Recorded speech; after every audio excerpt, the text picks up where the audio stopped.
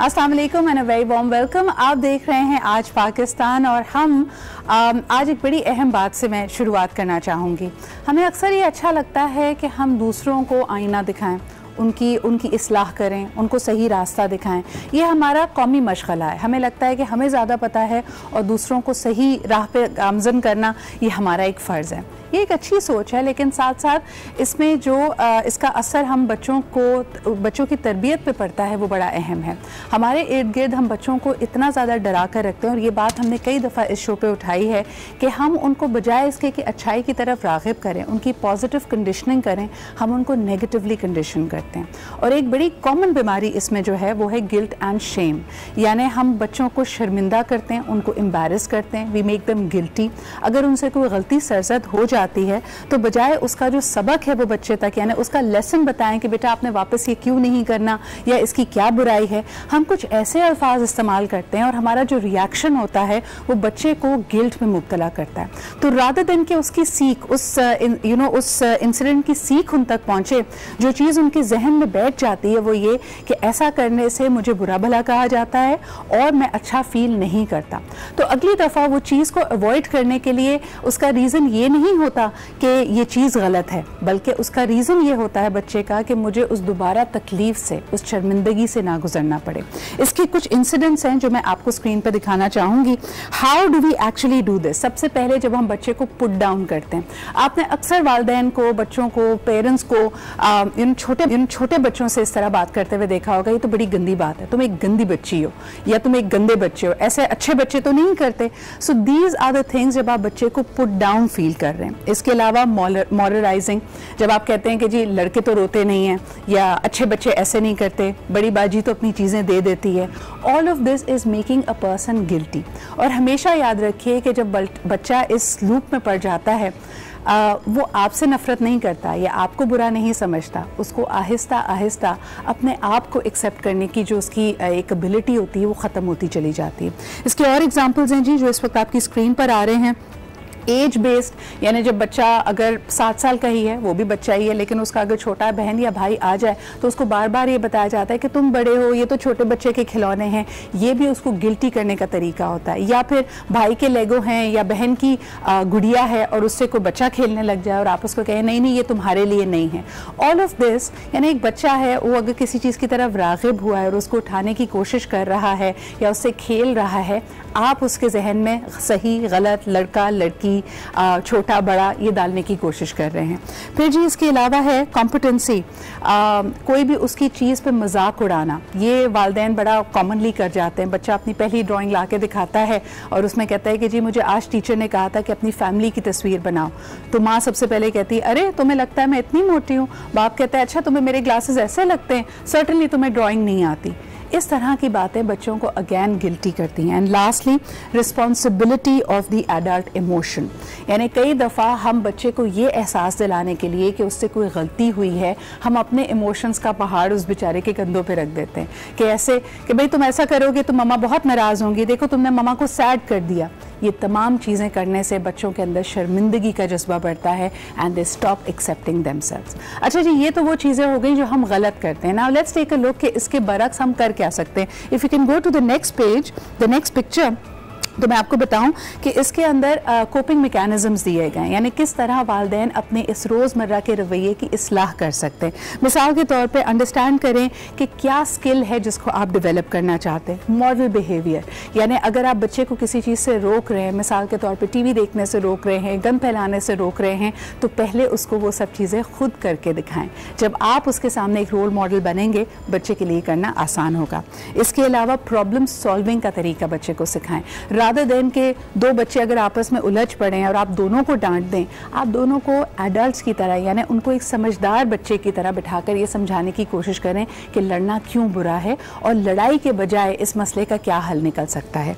फिर इसके अलावा जी इम्पैक्ट और रिपेयर को डिस्कस ज़रूर करें, यानी अगर बच्चे से कोई चीज़ टूट गई है तो बजाय इसके कि उसको बुरा भला कहा जाए, उसको गंदा कहा जाए, उसको बदतमीज़ कहा जाए, उसको बताएं कि ये चीज़ टूट गई है तो ये अहम क्यों थी, इससे हमारे घर में में मिसाल के तौर पर अगर कोई वाज टूटा है तो इससे घर हमारा खूबसूरत लगता था, अब देखो ये वाज नहीं है, ये हमने इतनी मेहनत से ख़रीदा था या कहीं हम गए थे वहाँ से किसी ने हमारे लिए गिफ्ट लाया था। तो ये तमाम चीज़ें जब आप बच्चे को इस तरह समझाएंगे, you are able to get away from the guilt and you are able to actually tell them कि इशू क्या है। फिर जी इसके अलावा set them up for success, यानी उनको बताइए कि कामयाबी असल में क्या है। इस तरह की सिचुएशन में अगर वो पड़ जाएं तो उनको क्या करना चाहिए। These are the small tips you need to give. हम अक्सर देखते हैं कि बड़े बड़े मसाइल, हम यहाँ पे बात करते हैं ना स्ट्रेस एंड एंजाइटी की। क्या वजह थी कि जो पिछली जनरेशन स्ट्रेस एंड एंजाइटी से बेहतर डील कर पाती थी, क्योंकि उनको इस तरह का रवैया उनके साथ अपनाया नहीं गया। उनको अपने आप को एक्सेप्ट करना, अपने आप को पसंद करना सिखाया जाता था। आजकल के बच्चों को क्योंकि हम बार बार शर्मिंदा करते हैं, दे मे हैव एवरीथिंग, वो बेहतरीन स्कूल में जाएं, बेहतरीन कपड़े पहने, सबसे महंगे खिलौनों से खेलें, लेकिन इसके बावजूद बच्चों के अंदर एक कमी सी महसूस उनको होती है जब वो अपने आप को पसंद नहीं करते। और एक बड़ी ज़बरदस्त पेरेंटिंग एडवाइस मैंने ऑनलाइन देखी थी। उन्होंने कहा, because I work with young people a lot, और मैं अपने नेफ्यू और नीस को भी मैं नोटिस करती हूँ कि आपकी अव्वलीन जो प्रायोरिटी होनी चाहिए एज अ पेरेंट कि आप बच्चों का बिलीफ सिस्टम उसको प्रोटेक्ट करें। यानी जो भी बच्चा अगर सोचता है कि वो अच्छा है, वो कुछ भी कर सकता है, उसको ड्राइंग का शौक़ है, उसको डांस का शौक़ है, आप उसका वो जो इमेज है, जो उसका ख्याल है अपने बारे में, उसको प्रोटेक्ट करें, उसको तोड़े मत, उसको कुछ और बनाने की कोशिश ना करें। अगर एक बच्चा लड़का होने के बावजूद किचन सेट से खेलना चाहता है तो आप उसको लेट द चाइल्ड बी। कई दफ़ा हम अपनी जो थॉट्स होती हैं वो बच्चे पे इम्पोज करते हैं और आहिस्ता आहिस्ता बच्चे के अंदर जो अपना रडार सिस्टम है उसको गाइड करने का वो ख़त्म हो जाता है और उसको समझ ही नहीं आता कि वो किस तरफ बढ़ रहा है। अच्छा जी, ये तो थी पेरेंटिंग टिप्स। आई होप कि हम गिल्ट एंड शेमिंग से निकल पाएंगे, और ये हम एडल्ट्स के साथ भी करते हैं, लेकिन वो किसी और दिन के लिए मौजू। आज के लिए सिर्फ लेट्स प्रोटेक्ट द चिल्ड्रन, उनको किए बगैर उनकी तरबियत यकीनन मुमकिन है। आगे बढ़ते हैं जी प्रोग्राम में। आज आपको बताएं कल की सूरत हाल कुछ ऐसी थी कि वज़ीर आज़म इमरान खान साहब कराची तशरीफ़ लाए, और सबसे पहला तो इशू ये हुआ कि ज़ाहिर सी बात है वफाक की निशानी होते हैं, और जमहूरी इक़्तिदार की अगर बात की जाए तो मुल्क के elected prime minister was coming to Karachi. लेकिन हमने ये देखा कि सिंध जो कि वाहिद सूबाई हुकूमत है जिसमें PTI की अक्सरियत नहीं है, और शायद आजकल कुछ ताल्लुकात भी कुछ रंजीदा संजीदा से हुए हुए हैं, तो हमने देखा कि CM सिंध उनके इस्तकबाल के लिए, उनको रिसीव करने के लिए कराची एयरपोर्ट नहीं पहुंचे। इसके ऊपर काफ़ी बातचीत की गई और बड़ा अजीब सा रवैया मुझे नज़र आया कि सिंध कैबिनेट ने अपनाया। इस पर हम बात ज़रूर करेंगे और जानना चाहेंगे कि क्या वजह बनी कि जमहूरी इक़्तिदार जिसकी अलमबरदार है Pakistan Peoples Party and under all circumstances they try कि उसको अपहोल्ड किया जा सके, लेकिन हमें नज़र आया कि कल वो नज़र नहीं आया। और ख़ास तौर पर यह भी कि अगर हम जरदारी साहब की पॉलिटिक्स को भी देखें तो वो हमेशा पॉलिटिक्स ऑफ रिकन्सिलिएशन की बात करते हैं। इस वक्त अगर डायलॉग के, आपसी रवाबित के, आपसी इस रस्म रिवाज के अगर दरवाजे नहीं खुले होंगे तो क्या ये एक मेज़ पर बैठकर सिंध के, कराची के मसाइल का हल निकाल सकेंगे, या ये एक पॉलिटिक्स ऑफ कॉन्फ्रंटेशन की तरफ मामला जा रहा है। These are going to be some of the subjects that we will discuss. लेकिन एक नज़र डालते हैं जी आज द वर्ल्ड राउंड, ये कि आज की टॉप स्टोरीज क्या हैं। Let's take a look. क्या बात है जी, यू कैन डेफिनेटली फ्लाई, और इनको देख के जो फ्लाई पास्ट होता है तो दिल में एक उम्मीद जागती है कि everything and anything is possible. And coming back to the same issue जो अभी हम थोड़ी देर पहले बात कर रहे थे, हमारे पास टेलीफोन लाइन पे मौजूद हैं पाकिस्तान पीपल्स पार्टी के रहनुमा जनाब मुर्तज़ा वहाब साहब। अस्सलाम वालेकुम मुर्तज़ा साहब। वालेकुम सलाम। Thank you so much for joining me in the show. Murtaza, कल आपकी कुछ स्टेटमेंट्स भी हम देख रहे थे, ये मामला काफ़ी गर्म हो गया, इसको न्यूज़ ने भी बार बार उठाया। क्या वजह बनी कि CM सिंध वज़ीर आज़म इमरान खान साहब को रिसीव करने के लिए नहीं पहुंचे, मुलाकात उस तरह नहीं हुई, आप इसको कैसे देख रहे हैं? सिद्रा, आपने अपने प्रोग्राम में मुझे इनवाइट किया तो मैं आपके प्रोग्राम में आया ना जी। आपका डोमेन है ये।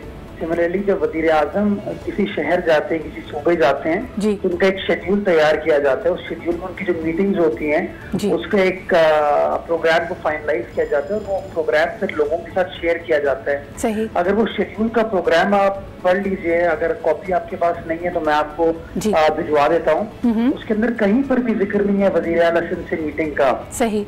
ये शो करता है कि वज़ीर आज़म की नज़र में सूबाई सिंध की क्या प्रायोरिटी है, सूबाई सिंध की जो जो गवर्नमेंट है उसकी क्या प्रायोरिटी है। जी लेकिन मुर्तज़ा, जिस तरह आपने डोमेन का यहाँ पे जिक्र किया, सूबाई हुकूमत यानी सिंध की हुकूमत का डोमेन हुआ ना कराची में किसी भी वीवीआईपी की आमद। मिसाल के तौर पे अगर कोई हेड ऑफ स्टेट कराची तशरीफ लाता है, या वैसे तो हमें नजर आया और इस बात का भी लोगों ने शिकवा किया कि royal visit Duke and duchess of Cambridge की अरेंज की गई, तमाम शहरों में गए, कराची नहीं आए, द मोस्ट वाइब्रेंट सिटी। लेकिन बहरहाल कहने का यहाँ पे मकसद है कि isn't Karachi and Sindh your domain, यहाँ पे अगर VVIP and specially the head of state is coming, तो आपकी नॉलेज में ही नहीं था, यानी सीएम साहब का इसमें कोई अमल दखल, उनकी इंफॉर्मेशन में ये बात नहीं थी? नहीं, देखिए सिर्फ नॉलेज में तो बिल्कुल होता है, ये पता चलता है कौन आ रहा है कौन नहीं आ रहा। सही। लेकिन कौन किससे मिलेगा इसका फैसला वो शख्स करता है कि जो मिलने के लिए आ रहा है वो प्रोटोकॉल में ज्यादा बड़ा है, वो वजीर आजम पाकिस्तान है, उसका जो शेड्यूल बनता है उस शेड्यूल के अंदर बताया जाता है कि किस किस से वजीर आजम पाकिस्तान मुलाकात करना चाहेंगे। आप जब चाहे, ये जो कहते हैं ना कि वजीर से walk in, you can't, Iqbal चाहे मुर्तज़ा चाहे उस तरह जाके वजीर आजम से नहीं मिल सकते। एक तरीके कार होता है, नंबर 1। नंबर 2, अगर हम माजी पर रोशनी डालें तो जब पहली बार वजीर आजम पाकिस्तान कराची शहर तशरीफ लाए थे सितंबर 2018 में, तो चीफ मिनिस्टर सिंध उनको रिसीव करने के लिए गए थे। चूंकि वो रिक्वेस्ट आई थी प्राइम मिनिस्टर सेक्रेटेरिएट से कि जी चीफ मिनिस्टर साहब उनको रिसीव करेंगे। उसके बाद गवर्नर हाउस में एक 10 मिनट की मीटिंग भी रखी गई थी, जो कि शेड्यूल्ड मीटिंग थी between the chief minister and the prime minister. उसके बाद कोई इस तरह का इंसिडेंस हुआ नहीं। जब वजीर आजम आते हैं, उनका जो शेड्यूल तय किया जाता है उसके अंदर कहीं कोई जिक्र नहीं होता वजीर आला से मुलाकात का। तो क्या हम ये समझ सकते हैं मुर्तज़ा कि इस वक्त कोऑर्डिनेशन का कहीं ना कहीं कोई वैक्यूम, कोई वॉइड है? क्योंकि हम ये देख रहे हैं कि कल जब वज़ीर आज़म साहब आए और जो मनाज़िर हमारी स्क्रीन पे हैं उसमें हमने MQM से ताल्लुक़ रखने वाले रहनुमाओं को वहाँ पे देखा, PTI की क़यादत को देखा, वज़ीर आज़म साहब के अपने साथ जो लोग होते हैं उनको हमने वहाँ पे पाया। लेकिन इतने अहम मामला जब बात की जा रही है कराची पैकेज की और जो अनाउंसमेंट्स उन्होंने खुशखबरियाँ सिंध और कराची के अवाम के लिए बताई, ऐसा लगता है कि सिंध हुकूमत तो सॉर्ट ऑफ एक खला के साथ है, यानी उनकी आपसी तो कोई कोऑर्डिनेशन विफाकी और सूबा सिंध की नजर नहीं आ रही। मैं सिद्रा आपको एक गुजारिश करूं कि पिछले 15 माह में वजीर आला सिंध ने मेरे ख्याल में सैकड़ों लेटर्स लिखे हैं सिंध के वेरियस इश्यूज के ऊपर वजीर आजम पाकिस्तान को, सैकड़ों। अगर आप चाहेंगी तो मैं आपके साथ वो शेयर कर सकता हूँ। और उसका आखिरी खत जो वजीर आला सिंध ने वजीर आजम को लिखा था वो 6 अक्टूबर 2019 को लिखा, जब वजीर आजम पाकिस्तान चीन के दौरे पे जा रहे थे। उस लेटर में एक बार फिर वजीर आला सिंध ने लिखा कि आप चीन जा रहे हैं, बीजिंग जा रहे हैं, तो आप प्रायोरिटाइज कीजिए कराची सर्कुलर रेलवे के प्रोजेक्ट को। ये लाइफलाइन है कराची के मास ट्रांजिट इश्यूज को रिजॉल्व करने के लिए। अगेन हमें उस चीज के ऊपर कोई रिस्पॉन्स वजीर आजम की जाने से नजर नहीं है। ये शो करता है कि शायद PTI के लिए क्या अहमियत है सूबा सिंध के इशूज के लिए, कराची के इशूज के लिए। अब आज जो आपने कहा कल उनके साथ लोग बैठे हुए थे, देखिए खान साहब का MQM से मिलना, PTI से मिलना, GDA से मिलना, वो तो उनकी मजबूरी है क्योंकि उनकी कोलिशन पार्टनर्स हैं। उनके वोटों की वजह से वो वजीर आजम बने हुए हैं, हमारे वोटों से वजीर आजम नहीं बने। तो शायद ये जो आपका सवाल है इस बात की अक्कासी करता है कि वजीर आजम का इंटरेस्ट जो है वो अपनी कुर्सी को सिक्योर करने में, अपने इत्तेहादियों से मिलने में, एक्चुअली 22 करोड़ आवाम के जो मसाइल हैं उनके इश्यूज को रिजॉल्व करना वजीर आजम पाकिस्तान की प्रायोरिटी नजर नहीं आता। लेकिन मुर्तज़ा साहब, जिस तरह हम कैंपेन ट्रेल को अगर देखते हैं तो वजीर आजम साहब तो थ्रू आउट कहते रहे हैं कि कराची उनकी बहुत बड़ी प्रायोरिटी है, और उनका अगर आप कैंपेनिंग का नारा भी देखें तो वो कहते थे वजीर आजम अब कराची से, विफाक की निशानी, सदर मुमलिकत भी कराची से हैं। तो क्या अभी भी आपको लगता है कि the due focus, the due diligence is missing? Absolutely, मैं तो समझता हूँ कि वजीर आजम कराची आते हैं, कराची से सीटें लेके चले जाते हैं, कराची आते हैं, अपने अस्पताल के लिए चंदा लेके चले जाते हैं, लेकिन कराची वालों की परेशानियों का मदावा करने के लिए तो वजीर आजम ने पिछले 15 माह में कुछ नहीं किया। आपके सामने है कि वजीर आजम कराची शहर तशरीफ लाए और उन्हें 162 अरब रुपए तरक्याती पैकेज का ऐलान किया। आप मुझे बताइए 10 माह गुजर गए, क्या 1 रुपया भी अभी तक तरक्याती फंड का लगा है कराची? अच्छा, मुझे एक आखिरी आपसे सवाल करना है। आई नो कि the conversation should have been about development, लेकिन मुझे जरा पॉलिटिक्स ऑफ द मोमेंट की अगर हम बात करें, क्या आपको लगता है कि इत्तेहादियों से बेहतर रवाबित रखना, आना, देखना उनके लिए इसलिए भी अहम है? आप मौलाना साहब की मार्च को कैसे देख रहे हैं और उस पर पाकिस्तान पीपल्स पार्टी का इस वक्त मौक़िफ़ क्या है? क्या आप लोग उनके साथ हैं, नहीं हैं? क्योंकि people are still very confused about that. देखिए, मैं समझता हूँ मौलाना फजलुर रहमान की जो मार्च है ये भी इस बात की अक्कासी करता है कि फेडरल गवर्नमेंट जो है वो ऑपोजिशन की सियासी जमातों के साथ इंगेज करने में बिलीव नहीं करती। एक ऐसी हुकूमत है जो कि शायद किसी खला में रह रही है, जिसका ग्रास रूट चीजों से कोई इंटरेस्ट नजर नहीं आता। देखिए, जो सियासी हुकूमत होती है उसको इंगेज करना पड़ता है ऑपोजिशन के साथ। जो ऑपोजिशन के मसाइल है, जो इश्यूज रेज कर रही होती है ऑपोजिशन जमातें, उसके ऊपर आप उनके साथ डायलॉग करते हैं, इंगेज करते हैं और कोई हल तलाश करते हैं। बहुत बहुत शुक्रिया मुर्तजा, बिल्कुल आपकी बात बजा है और इन मसाइल का हल मुज़ाकरात की मेज पे ही निकलेगा और उसके लिए दोनों फरीकों को या बल्कि जितने भी स्टेक होल्डर्स हैं उनको मेज पे आना पड़ेगा। इसी के साथ लेते हैं जी एक छोटा सा break. We'll be right back.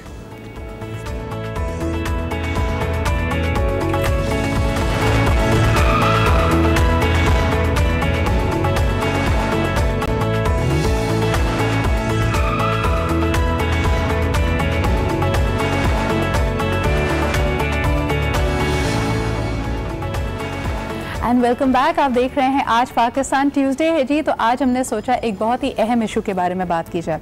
आपने अक्सर बुजुर्गों को ये कहते हुए सुना होगा कि जो है उस पर शुक्र अदा करो और अपने आप को एक्सेप्ट करना सीखो। I am so happy and I am so glad कि हम 2019 में रहते हैं जब काफ़ी चीज़ों के बारे में लोगों में ये आगाही और ये समझ आ गई है। आज हम बात करना चाहेंगे एक स्किन कंडीशन के हवाले से जिसका नाम है वर्टिलाइगो। इसको उर्दू में हम कहते हैं फलबरी के नाम से भी, और आप देख सकते हैं कि जिल्द पे सफ़ेद धब्बे से बन जाते हैं और अक्सर लोग इसके लिए परेशान कुन रहते हैं। मैं ऑनलाइन देख रही थी तरह तरह के देसी टोटके कि आप फलानी चीज़ लगा लें 2 हफ्ते में क्योर हो जाएगा। सबसे पहले तो जी मैं यहाँ पे बात करना चाहूँगी एक्सेप्टेंस की। आपको दिखाना चाहेंगे स्क्रीन पे बहुत ही जानी मानी शख्सियात, और ये नहीं कि जी उनका ताल्लुक किसी ख़ास फील्ड से था तो कोई बात नहीं, उन्होंने अपनी कंडीशन को फेस किया और उसी तरह दुनिया में आए। I am talking about the world of beauty and fashion. सबसे पहले यहाँ पे जिक्र करना चाहेंगे सुपर मॉडल विनी हालो का, जिन्होंने पूरी दुनिया में जो इमेज है उसको बदला। She has the condition called vitiligo, लेकिन हर अपने इंटरव्यू में कहती हैं कि जी मुझे इसका विक्टिम ना कहा जाए। And she has been accepted the way she is, यानी इतने खूबसूरत उनके फीचर्स हैं और इस बात के बजाय कि वो उसको मेकअप से कवर करती, she has made that her identity.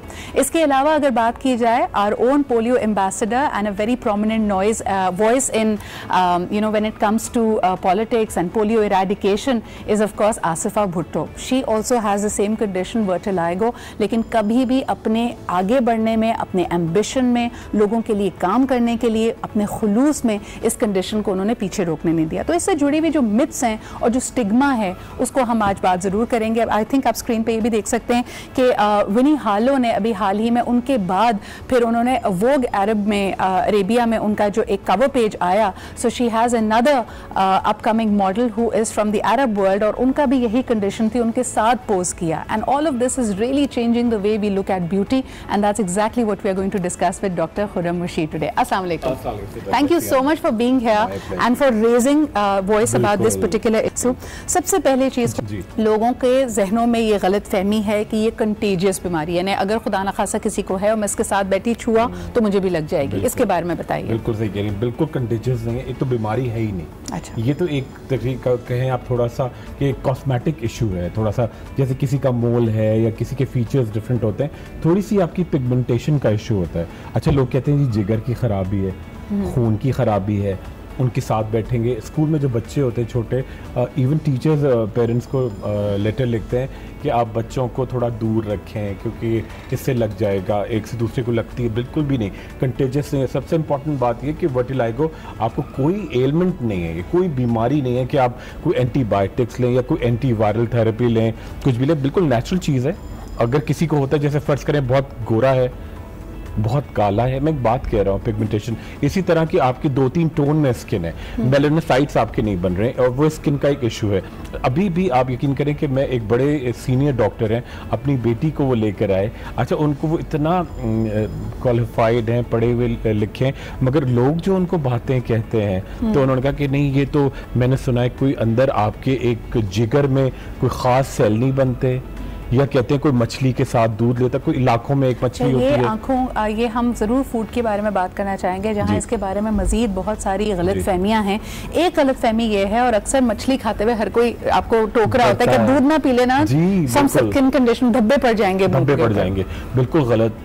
सदरा, आप देखें कि अब जो ईस्टर्न कंट्रीज़ हैं, जैसे थाईलैंड है, और जितना भी मलेशिया है वहाँ पे लोग आराम से मछली दूध एक साथ मिला के भी कर रहे होते हैं। हमारे यहाँ आमतौर पे कितना आप फंक्शन में जाते हैं लोग फ्राइड फिश लेते हैं, उसके बाद आइसक्रीम खाते हैं, तो आइसक्रीम दूध से बनी होती है। अच्छा जितना लोगों को बताएं लोग अब पता नहीं इसको बड़ा हम चीजों को रिलेट कर लेते हैं, वो कहते हैं जी लाखों में कोई एक मछली होती है, चांस नहीं लेना चाहिए।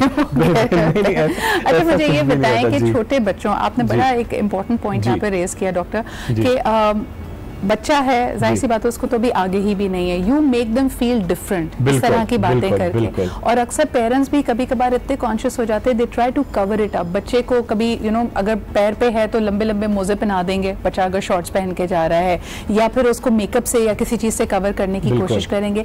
क्या इस अफेक्टेड एरिया पे मेकअप लगाना या फिर फाउंडेशन लगाना सही है कवरेज के लिए? बिल्कुल सिद्रा सही कह रही है। अच्छा देखिए हमारा एक तो हर चीज का डिपेंड करता है सोसाइटी पे भी, हमारी सोसाइटी है ऐसी थोड़ा सा। अच्छा उसको आप कवर करें फॉर द टाइम बीइंग, वो कॉस्मेटिक कैमोफ्लॉज कहलाता है और बिल्कुल कराएं। मगर बहुत सारा अब एक पैटर्न आया, लोग परमानेंट मेकअप करा लेते हैं वहाँ पे, वो बहुत गलत है। आप उसके ब्रीदिंग स्पेस नहीं छोड़ते।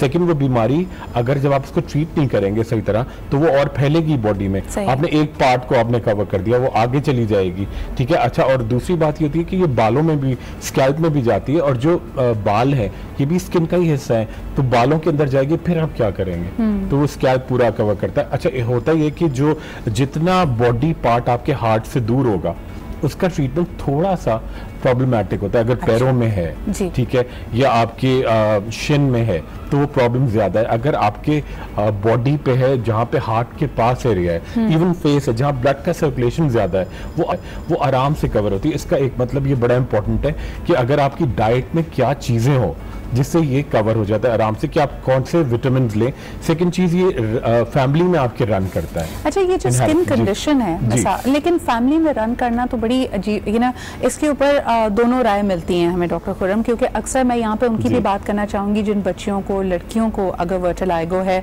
उनके रिश्ते आने में प्रॉब्लम होती है, पीपल अस्यूम के कंटेजियस है, या फिर उनके साथ अगर शादी हुई तो बच्चों में भी ये बीमारी हो सकती है। इसमें कितनी हकीकत है? यानी इज इट ट्रू कि अगर माँ को वर्टिलाइगो है तो बच्चे को होगा ही? नहीं बिल्कुल जरूरी नहीं है ना। 2-3 जनरेशंस, 2-3 पीढ़ियां आपकी स्किप भी हो जाती हैं, ठीक है। जरूरी नहीं कि अगर किसी एक को है, हो सकता है आपकी फैमिली में कोई और हो जिससे आपको जाके इनहेरिट करे। अच्छा सेकंड चीज बड़ी इंपॉर्टेंट, हमारे यहाँ एक बड़ा एक अजीब सा एक वो है कि एक साहिबा आई, इवन लिटरली उन्होंने कहा कि जी उनका जो था बेटी उनकी परफेक्टली ऑलराइट थी। अच्छा वो जो एक हमारी एक अजीब सा एक ट्रेंड है जो मुझे वाकई बड़ा इरिटेट करता है कि जो लोग वो आई, उन्होंने जाके फैमिली से जब मिलते हैं तो उनकी जो लड़की थी उसके कोई भाई को या बहन को कोई छोटा सा लेजन था बॉडी पे, वाइट पैच, तो वो उसको देख रही है कि ये तो इस फैमिली के अंदर है। तो वो लड़की नहीं, वो उसके वो जो बहन या भाई या जो लोग साथ बैठे थे फैमिली मेंबर्स, वो कह रही है उसको एक छोटा सा पैच है तो ये तो इशू हो जाएगा मेरी, और छुपाया हुआ है। अच्छा यहाँ पे ये बात भी कहनी बहुत जरूरी है कि वर्टिलाइगो वैसे तो किसी भी एज में आपके सामने आ सकता है, लेकिन अमूमन कहा जाता है 20 से 30 साल की उम्र में ये वाज़ेह होता है या फैलता है। तो अक्सर अगर हमारे यहाँ तो देखें अर्ली मैरिजेस भी हो जाती हैं, शादी के बाद अगर हो गया इसकी तो कोई गारंटी नहीं है, और लड़की को क्या लड़के को भी हो सकता है। आई थिंक अगर इस तरह के लोग बातें कर रहे हैं तो वो तो अपने आप को एक्सपोज कर रहे हैं, they are the wrong people for you anyways. Definitely और बिल्कुल आप देखें अक्सर ये इशू होता है कि लोग कहते हैं शादी को 4 साल हो गए, अब डेवलप हुआ है और छुपाया था पहले, छुपाया था, और ये तो बड़ा एक अजीब सा इशू है जबकि ये जिगर की बीमारी। अच्छा ऑटो इम्यून, अच्छा एक हमारे यहाँ थोड़ा सा इशू ये है कि क्योंकि डेफिनेटली अंग्रेजी हमारी कौमी जबान नहीं है, तो लोगों को ऑटो इम्यून या एंटी कैंसर, अगर हम कहते हैं जी एंटी कैंसरस है तो लोग कैंसर तो समझ जाते हैं, उर्दू में ही आ गया है,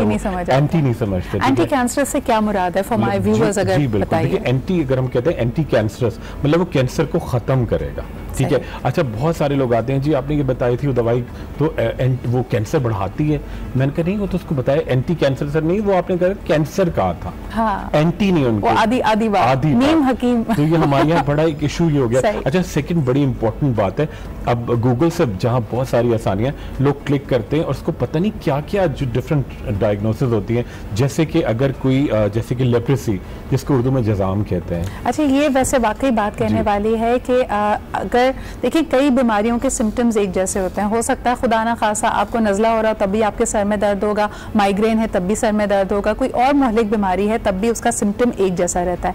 इसी तरह जिल्द पे सिर्फ सफ़ेद धब्बे पड़ना उसको कई दफ़ा रॉन्ग डायग्नोस कराया जाता है। लोग समझते हैं लेप्रेसी है, जैसे डॉक्टर साहब ने कहा कि जज़ाम से उसको समझा जाता है। कभी एल्बाइनिज्म यानी सूरजमुखी हम उसको समझ लेते हैं। ल्यूकोडर्मा एक और बिल्कुल बर्न के बाद आता है, या बच्चों में एक छोटा सा पैच आता है, बच्चे खेलते हैं तो उनको पिट्रियस एल्बा होता है, फंगल इन्फेक्शन लोग समझते हैं। अच्छा सिद्रा, आपने बड़ी सही बात की, जो जुकाम में कह रहा हूँ, जुकाम आपको हो सकता है कोई एलर्जी हो गई हो। अच्छा, एक जो HIV इन्फेक्शन है एड्स का, उसमें भी ये कि आपको फ्रीक्वेंटली जुकाम होता है। तो आप यकीन करें कि एक साहब बड़े मैच्योर, बड़े पढ़े लिखे, वो कह रहे हैं कि मुझे HIV इन्फेक्शन तो नहीं है, मुझे जुकाम होता है।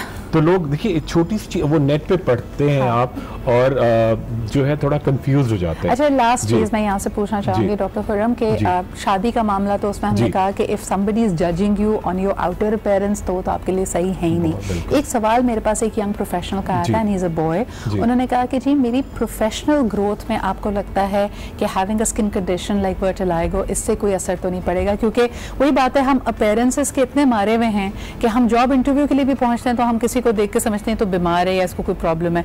हमारी क्लैरिटी के लिए, हमारे व्यूअर्स की क्लैरिटी के लिए बताइए कि अगर किसी शख्स को ये स्किन कंडीशन हो भी तो वो अपनी बाकी जिंदगी, अपनी प्रोफेशनल रिस्पॉन्सिबिलिटीज बिल्कुल आराम से कर सकता है ना?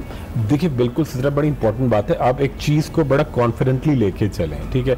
आप एक कॉन्फिडेंस जो होता है वो आपको बहुत आगे लेके जाता है। सेकंड चीज बड़ी इंपॉर्टेंट है कि पहली बात ये बीमारी है ही नहीं, मगर डेफिनेटली ये सोसाइटी ऐसी है, और हम लोग तो अपने आप को कहते हैं बड़े कंजर्वेटिव हैं, ठीक है? अगर आप बरतानिया में भी जाएंगे या बाहर भी जाएंगे तो वहाँ भी अगर कोई इशू होता है तो आप उसको मैनेज जरूर करें, ठीक है? क्योंकि अगर थोड़ा एक हर एक के अंदर नोबडी इज परफेक्ट, कोई ना कोई फ्लॉ, आप बेहतरीन हो, मगर हो सकता है कोई अगर पिन पॉइंट करने वाले लोग हैं, there is perfection in imperfection जिससे कहा जाता है। लेकिन thank you so much doctor Khurram कि नंबर 1, अगर आपके पास ये स्किन कंडीशन है उसको एक्सेप्ट जरूर करें, लेकिन उसका इलाज भी कराएं। 100% आपका वो पैच नहीं जाएगा, लेकिन आप उसको कंट्रोल कर सकते हैं, उसको फैलने से रोक सकते हैं। तो और देसी टोटकों पे ना जाएं, हो सकता है बहुत कारामत भी हो, लेकिन प्लीज कंसल्ट अ डॉक्टर। और अगर डॉक्टर खुर्रम जैसा कोई सेन शख्स आपको कहे कि जी एक्सट्रीम करने की जरूरत नहीं है, तब वहां से डिजेक्ट होकर काफी लोग हकीम के पास जाते हैं, जी डॉक्टर साहब ने सही नहीं बताया, आप बता दें क्या करना है। बिल्कुल छोटी सी आपको मैं एक बात बताऊं, बड़ी एक बड़ा हैरान तब होता हूँ कि चलो कोई मैच्योर हो, एक बड़ी समझदार खातून, उनको डायबिटिक थी, ठीक है?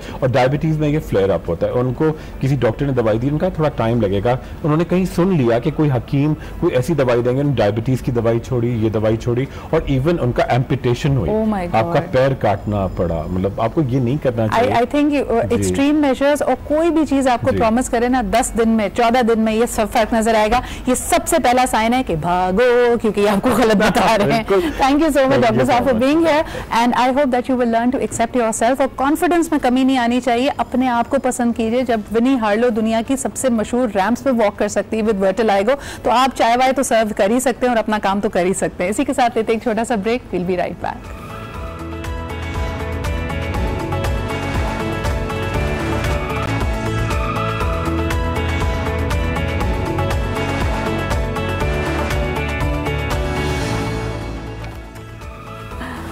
Welcome back. आप देख रहे हैं आज पाकिस्तान, और कभी कभी आपका दिल चाहता है कि चाय के साथ बड़े देसी अंदाज में आपके सामने हो जी ज़ीरा बिस्किट और ज़ीरा प्लस, और उसको आप डिप करके डंक करके खाएं। और अक्सर इसमें जो एक ख़तरा होता है आम लोगों को, वो ये कि कहीं ऐसा ना हो कि एम्बैरेसिंग सिचुएशन हो जाए, बिस्किट अंदर जाए और फिर आधा बाहर निकले। बट इफ़ यू हैव ज़ीरा plus, that's never the concern, क्योंकि ये अंदर टूट के नहीं गिरता ना, और ये इसकी ख़ास बात है। I think I really like it, ख़ास तौर पर वो जो हल्की फुल्की भूख आपको दोपहर में लग रही होती है या शाम में लग रही होती है, जब हमें हॉर्स पावर चाहिए, काम करते रहना है, लेकिन लंच ब्रेक हम ले नहीं सकते। तो ये इतना बड़ा सा डब्बा ना, ये मेरे साथ जाता है, और मेरे बैग में आपको हमेशा इसका टिकी पैक मिल जाता है, बिकॉज आई लव माई चाय।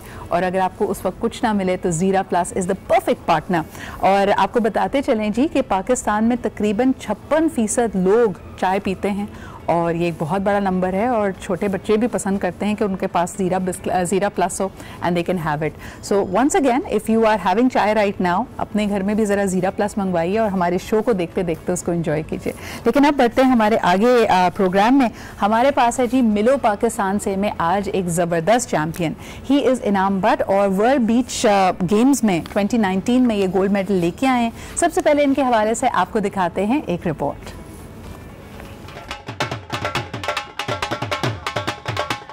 कतर में वर्ल्ड बीच गेम्स में गोल्ड मेडल जीतने वाले बासलाहियत रेसलर इनाम भट्ट तैयार गैर में पाकिस्तानी परचम सर बुलंद करने पर खुश। बहुत ज़्यादा खुशी हो रही है जब भी आप इंटरनेशनल लेवल पे, वर्ल्ड लेवल पे पाकिस्तान का नाम रोशन करते हैं और पूरी दुनिया के लोग आपके परचम के एजाज में खड़े होते हैं तो बहुत ज़्यादा खुशी होती है। इससे कबल कतर से वतन वापसी पर लाहौर एयरपोर्ट पर रेसलिंग फेडरेशन के हुकाम ने इनाम भट्ट का पुरतपाक खैर मकदम किया। ढोल की थाप पर भंगड़े डाले गए।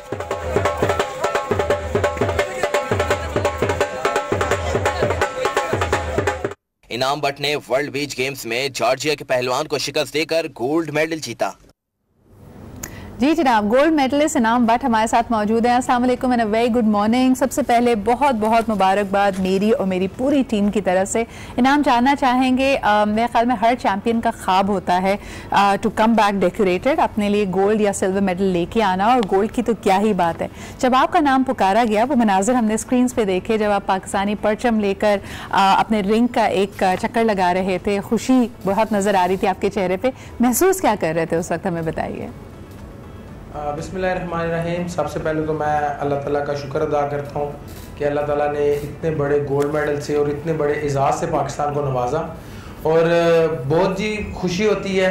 मेरा ख्याल है कि as a wrestler, as a Pakistani, as a Muslim, जब आपके मुल्क का नाम आता है और आपकी वजह से आता है और जब आपका परचम बुलंद हो रहा होता है और सारी दुनिया के लोग वहाँ पर आपको अप्रिशिएट करने के लिए आपके परचम के एजाज़ में खड़े हो जाते हैं और पूरे ग्राउंड से पाकिस्तान जिंदाबाद और नारे तकबीर, अल्लाह अकबर के नारे बुलंद होते हैं, तो मेरे ख्याल में ये वो मोमेंट है जो ज़िंदगी के खुशगवार तरीन मोमेंट है जिनको अल्फाज में बयान करना पॉसिबल नहीं है। और यही वो मेरे ख्याल में मेमोरीज का, यादों का ज़ख़ीरा है जो हर चैम्पियन जिसके लिए मेहनत करता है। इनाम, मुझे ये बताइएगा कि तैयारी कैसे की इस चैम्पियनशिप के लिए, और अभी तक मुख्तलिफ और आपने टूर्नामेंट्स में, चैम्पियनशिप्स में मुकाबले किए हैं और उसमें भी आपको मेडल्स मिले हैं, तो कैसा लगा? इसके लिए पर्टिकुलरली कैसे तैयारी की थी?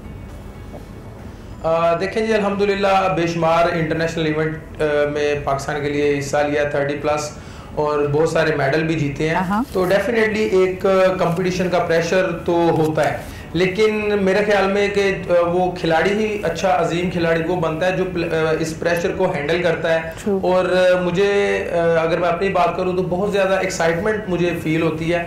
जहाँ तक बात है कि आप तैयारी की बात कर रही हैं, तो तैयारी जो है ना वो तकरीबन 6 से 7 माह एक कंपटीशन की तैयारी पे लगते हैं। ओवरऑल तो अल्हम्दुलिल्लाह मेरा 18 साल का रेसलिंग करियर हो गया, 10 साल से मैं इंटरनेशनल लेवल पे खेल रहा हूँ। लेकिन एक इवेंट के लिए जब भी आपने किसी इवेंट पे जाना होता है तो आप जो आपके अपोनेंट खिलाड़ी होते हैं उनकी आप वीडियो एनालिसिस करते हैं, उनका आप देखते हैं उनकी स्ट्रेंथ और वीकनेस क्या है, आप उनको किस तरह से मतलब ट्रेनिंग करके उन्हें आप हरा सकते हैं। तो एक बिल्कुल प्रॉपर एक जो है ना वो आप समझ लें कि पूरा आपने 6 माह की प्लानिंग करनी होती है। आपने अपने कंपेटिटर के मुकाबले पे आपने देखना होता है कि आपने अपनी एक्सरसाइज कैसे करनी है, आपने अपना स्टेमिना कैसे बिल्डअप करना है, एक पूरा प्लान बनाना होता है, यानी एक पूरा स्ट्रैटेजी आप उसको लेके चलते हैं। अपने कंपेटिटर्स के नाम से या उसकी खास अंदाज से नहीं जानते, उसकी कंट्री से नहीं जानते, बल्कि उसके लिए काम किया जाता है। अच्छा जी, एक और सवाल आपसे करना चाहूंगी। इनाम, तो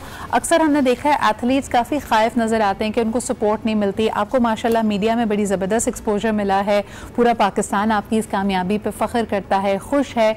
आप थोड़ा और बताइएगा मुझे कि अब अगले क्या प्लान्स हैं, ट्रेनिंग के हवाले से क्या सोचते हैं, how are you going to move forward? देखिए जी, जो हमारी डेली ट्रेनिंग का शेड्यूल है वो तकरीबन 3 टाइम हम ट्रेनिंग करते हैं। 7 से 8 घंटे का हमारा ट्रेनिंग सेशन होता है। और स्पेशली रेसलिंग में आप रेसलिंग को आप ये देखें कि एक रेसलर के लिए तमाम एक्टिविटीज़ करना बहुत ज़रूरी है। एक रेसलर को अच्छा स्विमर होना चाहिए, एक रेसलर को अच्छा एथलीट होना चाहिए, एक रेसलर को अच्छा एक बॉडी बिल्डर वेट ट्रेनर होना चाहिए। तो इसलिए रेसलिंग जो है ना वो तमाम गेम्स का मिक्सचर है। तो हम जो हमारी डेली की प्रैक्टिस है वो हम 2 घंटे मॉर्निंग में प्रैक्टिस करते हैं, जिसमें हम अपने एंड्योरेंस पे काम करते हैं, जिसमें हम रनिंग करते हैं, जिसमें हम सीढ़ियाँ वगैरह चढ़ते हैं और मुख्तलिफ ड्रिल्स करते हैं। और उसके बाद हमारा एक 2 से 2.5 घंटे का सेशन होता है जिसमें हम फिजिकली तौर पर कुश्ती करते हैं कि हमारे जो अपोनेंट है उसके खिलाफ हम क्या टेक्निक्स अप्लाई कर सकते हैं, कौन कौन से दाव पेच लगाते हैं। तो 2-2.5 घंटे का हमारा वो सेशन होता है। बहुत बहुत शुक्रिया इनाम, बहुत टफ रूटीन आपकी साउंड करती है और इसी मेहनत का फल अल्लाह ताला ने आपको जीत की सूरत में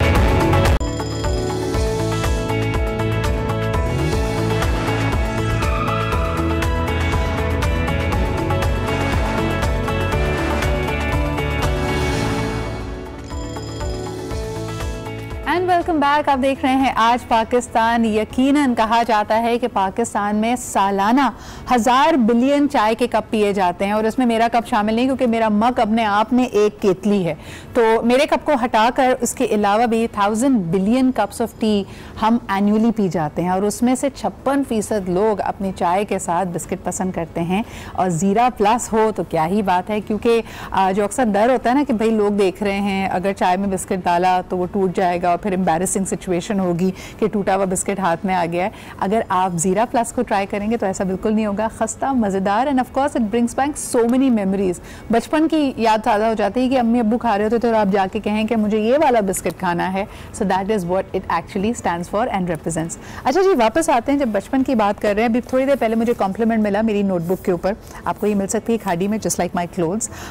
बताते चलें कि ये भी अब गुजरे ज़माने की बातें लगती हैं। लोगों को लगता है कि हैंड राइटिंग्स इतनी ख़राब हो चुकी हैं, हमें सिर्फ टाइपिंग करना पसंद है, या हम अपने सेल फोन में वॉइस नोट्स बना लेते हैं, टाइप करके नोट्स बना लेते हैं, लेकिन लिखने लिखाने का जो रिवाज है वो ख़त्म होता जा रहा है। इसी सोच के साथ हमने सोचा कि ज़रा कंपैरिजन कर लिया जाए कि क्या वो अच्छी रिवायतें हैं जिसको हमने पीछे छोड़ दिया। मुझे अच्छी तरह याद है, छोटे होते थे तो नाना अब्बा से डांट पड़ती थी कि हैंड राइटिंग अच्छी होनी चाहिए और बाकायदा समर वेकेशंस में अगर सारे कज़न्स इकट्ठा हुए होते थे तो हमें शायद बिजी रखने के लिए होता था 1 पेज की हैंड राइटिंग करना ज़रूरी है, डॉन न्यूज़पेपर को नए वर्ड्स तलाश करना ज़रूरी है। मगर वो तमाम रिवायतें ऐसा लगता है साइडलाइन हो गई हैं, टेक ओवर कर लिया है आपके यूट्यूब ने और सोशल मीडिया ने। ये कितना सही है, कितना गलत है। इसके अलावा भी बहुत सारी बातें जो खुलूस था, अगर आपको अपने पास पड़ोसियों का पता होता था, एक दूसरे का हम ख्याल रखते थे, तीमारदारी के लिए पहुँच जाते थे कि कोई बीमार है, ये सब ऐसी रिवायतें हैं जिसको आहिस्ता आहिस्ता हम खोते चले जा रहे हैं। तो आज हमारा सब्जेक्ट यही है जी कि जो बुज़ुर्ग हैं, हम अक्सर यूथ की बात कर रहे होते हैं, बुज़ुर्ग नस्ल जो हमारे माशरे में मौजूद है वो अपने आप को कितना मुख्तलिफ पाते हैं। उनको लगता है कि ये दुनिया ही अलग है। हम जिन इक़्तिदार के साथ बड़े हुए या जिनको हम अपने लिए वैल्यूबल मानते हैं वो तो हमें नज़र ही नहीं आते हैं और यंगस्टर्स उसको लेने के लिए, उसको समझने के लिए, उसको अडॉप्ट करने के लिए आमादा भी नहीं है। हमें कॉल करके बताइए कि आप इस हवाले से क्या सोचते हैं। अगर आपके घर में भी कोई बुज़ुर्ग है तो हमने उसको कितना तन्हा कर दिया है, ये आज का हमारा सवाल है। और आज इसी हवाले से बात करने के लिए मेरे पास एक ज़बरदस्त पैनल मौजूद है। हमारे पास हैं आज अब्दुल गफ्फार आगा साहब, और इनको आप अक्सर देखते हैं हिकमत के शोबे से वाबस्ता हैं, ज़बरदस्त लाइफ हैक्स और देसी आपको नुस्खे बताते हैं बहुत सारी प्रॉब्लम्स के लिए। और अब जैसे मौसम की तब्दीली आई है, लोगों ने पहले ही कहना शुरू कर दिया, ज़रा इस तब्दीली के हवाले से 2-3 नुस्खे हकीम साहब से ज़रूर ले लीजिएगा। लेकिन बहुत बहुत शुक्रिया आगा साहब हमारे साथ मौजूद होने का। सुबह बखैर, गुड मॉर्निंग। और आज का सब्जेक्ट हमने सोचा कि आप इसके साथ ज़रूर इंसाफ करेंगे। आप ही के साथ तशरीफ़ रखती हैं डॉक्टर आयशा। हमेशा की तरह इनको अब मैंने ना होम एक्सपर्ट भी समझना शुरू कर दिया, बिकॉज फाइनेंस मैनेजमेंट के तो ज़बरदस्त हमें टिप्स देती हैं, मेडिसिन इनका शोबा है ही, उस हवाले से भी बताती हैं। लेकिन आज थोड़ा हमने इनके साथ उठाया है समाजी इशू। आपको ये बताते चले, टेलीफोन नंबर्स आपकी स्क्रीन पे है, हमें कॉल कीजिए, बताइए कि आज के हमारे टॉपिक के बारे में आप क्या सोचते हैं। आगा साहब, अगर गुफ्तगू का आगाज़ आपसे किया जाए, कितना फ़र्क है माशाल्लाह anybody who is over the age of 50-55 in Pakistan, वो समझता है यार हम एक अलग ही दौर में बड़े हुए थे, हमारी रिवायतें, हमारे वैल्यू सिस्टम्स, हमारा मेलना मिलाना, दुनिया को देखने का अंदाज़ बहुत मुख्तलिफ था। क्या वाकई उनको लगता है कि आज के ज़माने में एडजस्ट करना मुश्किल है उनके लिए? मुश्किल सवाल कर दिया आपने, लेकिन ये ज़रूर है कि बदल बहुत कुछ गया। हाँ।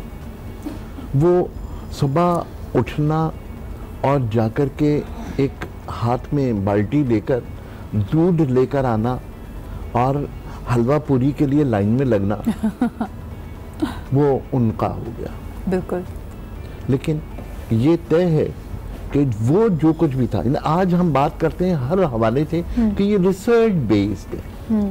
तो आपके ख्याल में 5000 साल से इंसान जाइनों की जिंदगी गुजार रहा था? 5000 साल तक जो तजुर्बा नस्लन बाद नस्लन मुंतकिल हुआ, असल में हम उस कौम के या उस नस्ल के आखिरी नुमाइंदे। अगर मैं अपनी बात करूं तो बचपन वही था जहां पर हम सर झुकाकर अपने बड़ों की बात ही नहीं मानते थे, उनकी डांट और मार भी खाते थे। अगर महल्ले में कहीं किसी ने हाथ मार दिया कोई गलती पर, तो घर आकर शिकायत करने की हिम्मत नहीं होती थी कि फलाने ने मार दिया, इसलिए कि जवाब में एक थप्पड़ और पड़ना था कि यकीनन तुमने कोई गलती की होगी। वो माशरती जो हमारी अकदार थी, शायद अब हम वो कंप्रोमाइज करते चले गए, और अब ये आलम है कि जो बाप है सफ़ेद दाढ़ी के साथ, एक सीनियरिटी के साथ, वो अपने बच्चे और अपने बहू की डांट खा रहा होता है। और बड़ी तकलीफ है बात यह हकीम साहब के पहले सिर्फ अपने घर में मौजूद बुजुर्ग से डर नहीं लगता था। आपकी बात बिल्कुल सही है। पास पड़ोस में भी कोई आंटी अंकल आपको किसी बात पे टोक दें, कोई आपको गलती करता हुआ पकड़ लें, या बच्चों को आपस में लड़ता हुआ देख लें, तो एक झिझक होती थी कि आप फ़ौरन सीधे हो जाते थे।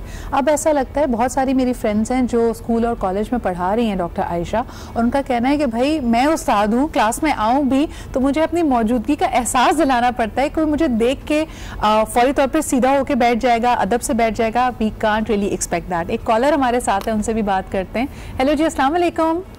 जी वालेकुम सलाम जी, कौन सा आप कहाँ से बात कर रहे हैं? आप भी रजा बात कर रहा हूँ कराची से। और आज भी आपका मौजू हस्बे आदत बहुत सेहतमंद और बहुत टू द पॉइंट है। बहुत शुक्रिया। अच्छा, मैं थोड़ा सा अपना बता दूं कि अभी नया नया मैं सफेद बालों के साथ ओल्ड एज में आया हूँ। अच्छा। तो आई am a very young old man. देखिए, हकीम साहब भी बैठे हुए हैं और पूरा पैनल है जी। दोस्त जो मेरे थे आज से 40 साल पुराने जी, मेरे बेटे के भी आज दोस्त हैं जो उसके 20 साल पुराने हैं जी। अच्छा, हम भी अपने दोस्तों पे जान देते थे, वो भी अपने दोस्तों पे जान देते हैं। आज अगर मोटरसाइकिल वाले किसी भी एक्सीडेंट पे रुकते हैं किसी रोड पे, आप यकीन करें कि एक गाड़ी की टक्कर हो जाए तो कोई 50 मोटरसाइकिलें रुक जाएंगी फौरन और आके वो लोगों को हेल्प करेंगी। सही। तो मैं इस मामले में आपसे गुजारिश ये कर रहा हूँ कि there is no negativity in the new generation. Right. They are very positive. They are very sincere. जी बिल्कुल। अच्छा, मुझे एक बात बताइएगा आबिद साहब, एक चीज़ हमने देखी है कि जो चीज़ हम कह रहे हैं ना कि माशरे में तब्दीली आई है, अब तब्दीली कई इसमें तब्दीली मस्बत भी है। मिसाल के तौर पे अगर पहले हम स्टीरियोटाइप करते थे, किसी को ज़ात का, उसकी रंगत का, किसी और चीज़ का ताना दे देते थे और उसकी सेंसिटिविटी नहीं थी, उसके मामले में हमारी हसासियत नहीं थी। अब वो चैलेंज होने लगा है, यानी किसी को ज़ात पात चीज़ों पर अगर कोई बुजुर्ग शख्स ही, कोई बूढ़ा शख्स भी टोक दे तो 4 लोग खड़े हो जाते, कहते हैं बड़े नहीं आपने ये बात गलत की है। आप इस रविश को कैसा देखते हैं?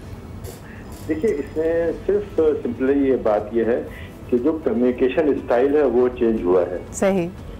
हमारे जमाने में अभी जैसे हकीम साहब ने फरमाया कि हमें कोई गैर भी थप्पड़ मार देता था, हमारे हाथ से सिगरेट छीन के फेंक दिया करता था, हमें डांट दिया करता था जी। देखिए, पहले तो हमने अपना पूरा तालीमी निज़ाम चेंज किया, मारपीट से दूर किया, बच्चों को प्यार मोहब्बत लाड प्यार से उनको हमने पैम्पर किया, और अब हम ज़हनी तौर पे आज भी वहीं खड़े हुए कि जिनको हम थप्पड़ मार दें, तो क्यों मार देंगे थप्पड़ हम? सही। For what reason? हमें उनको उसी स्टाइल से बात करनी है, कम्युनिकेट करना है। देखिए, मैं आज भी अपने जवान बेटे से जो 28 साल का है उसको बिठा के डाइनिंग टेबल पे बात करता हूँ जी।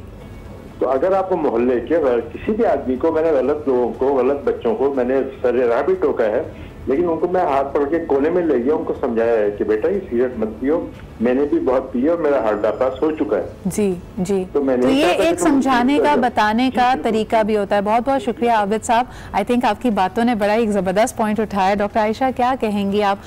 इन्होंने जो एक इशारा किया हमारे तालीमी निज़ाम के ऊपर, आपको लगता है कि हम कुछ ज़्यादा ही बेतकल्लुफ़ हो गए? पहले आप, तुम, तू, इस तरह के हमारे पास 3 लेवल्स मौजूद है ना। अब जब अंग्रेजी बोलते हैं तो अंग्रेजी में तो सिर्फ यू होता है। अब 60 साल का बंदा भी यू है, 10 साल का बच्चा भी यू है। बिल्कुल, इन्होंने जो लेवल्स बताए हैं, मैं भी 3 ही लेवल्स में फिर बात डिफाइन करूँगी। ओके।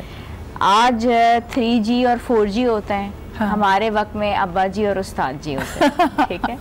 आज चीज़ें तब्दील हो गई हैं। आज का नौजवान कहता है दिल भी किसी जिद पे अड़ा है बच्चे की तरह, या तो सब कुछ ही मुझे चाहिए या कुछ भी नहीं, ठीक है। But isn't that true for every नौजवान नस्ल? Every नौजवान। अच्छा, मेरे ज़माने में भी when I was going to the school, 2 ड्रामे थे, धूप किनारे और तन्हाइयाँ, एंड एक टीवी होता था लाउंज में। मुझे ये पता है कि मुझे अपनी वालिदा के साथ, अब्बू का तो सवाल ही पैदा नहीं होता, इवन वालिदा के साथ वो ड्रामे देखते हुए मुझे शर्म और झिझक महसूस होती थी। This is the truth.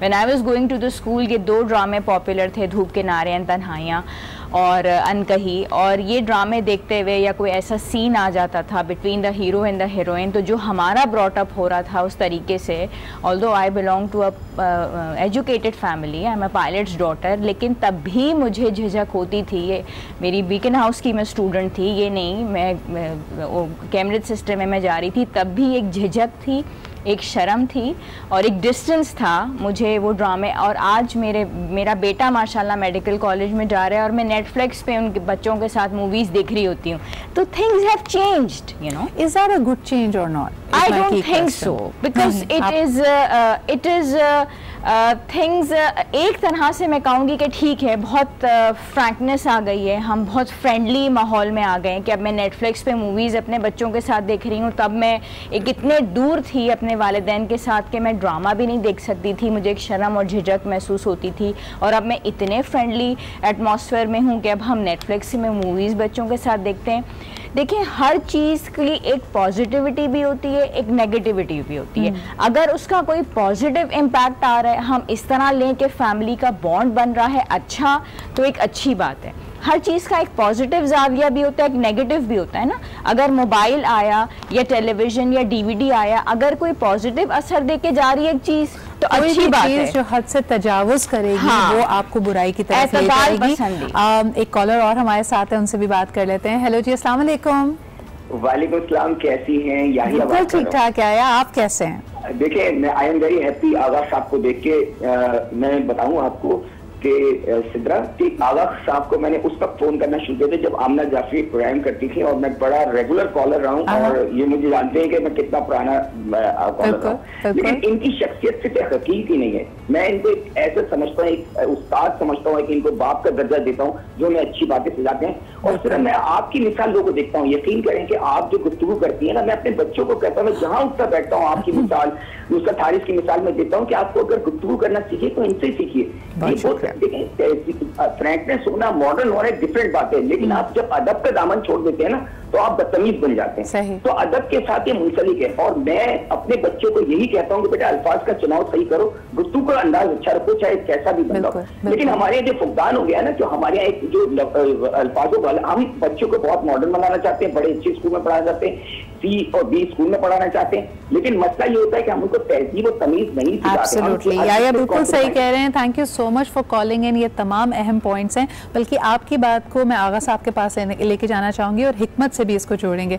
आगा साहब, ये बात बिल्कुल दुरुस्त है कि लोग अक्सर ये कहते हैं कि बुढ़ापे से बड़ी कोई बीमारी नहीं है। उसमें आप कहते हैं कि आपकी फिजिकल स्ट्रेंथ एक इंसान की कम हो रही होती है, बूढ़ा और बच्चा बराबर है, तो एक झुंझुलाहट तारी होती है अक्सर लोगों पे। यानी हम वेस्ट में तो हमें बहुत सारे एग्जाम्पल्स मिलते हैं, लोग कहते हैं जी 50-60 की उम्र में भी certain person is very active, लेकिन हमारे इर्द गिर्द हम देखते हैं कि बूढ़े लोग झुंझुलाए हुए होते हैं, कंट्रोल घर में भी ख़त्म हो रहा होता है, अपनी बॉडी पे, अपनी एनर्जी पे ख़त्म हो रहा होता है।